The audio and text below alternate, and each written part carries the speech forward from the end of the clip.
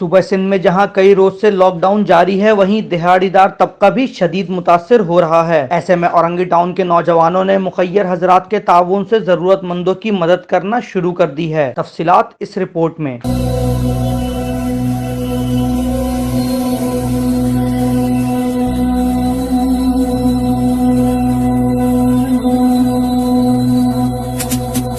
شہر قائد میں lock down کے باعث نظام زندگی مفلوج ہے، جس کی وجہ سے روزانہ کی بنیاد پر روزی کمانے والے شدید متاثر ہیں۔ شہر کے گنجان آباد علاقے اورنگی ٹاؤن میں اورنگی ویلفیئر نامی فلاحی تنظیم سے منسلک نوجوانوں نے ضرورت مندوں کی داد رسی کے لیے مخیر حضرات کے تعاون سے راشن تقسیم کیا۔ نوجوانوں کا کہنا ہے کہ حکومتی امداد ان کے علاقے تک نہیں پہنچی۔ کام کا نہیں ہے، وہ کام ان کا کب آئے گا بیلنس؟ جب وہ کسی غریبوں کے لیے تقسیم کریں گے، کسی کے ہمدرد بنیں گے، کسی کا گھر کا چولہا جلے گا۔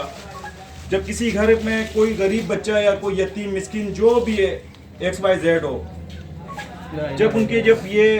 جب وہ لوگ شخص مدد کریں گے تو ان کے دل سے دعا نکلے گا۔ جب وہ دعا بارگاہ اللہ کے پاس جائے گا تو وہ ان کے دل سے اتنا دعا نکلے گا کہ ان کے مال کم ہونے کے بجائے ان کے مال پہ اللہ پاک بہت اضافہ دے گا۔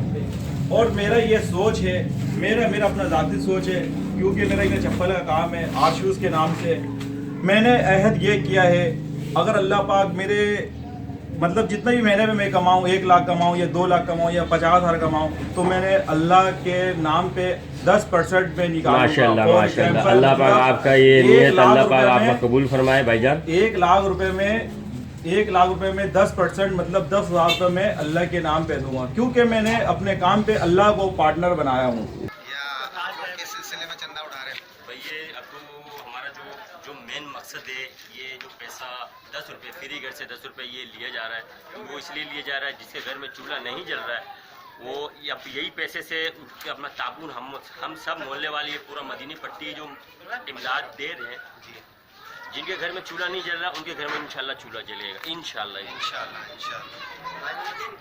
یہی وجہ ہے کہ انہوں نے اپنی مدد آپ کے تحت مستحقین میں راشن تقسیم کیا ہے اور آنے والے دنوں میں بھی یہ کاوش جاری رہے گی۔ Bilal Ahmed, DNN news, Karachi.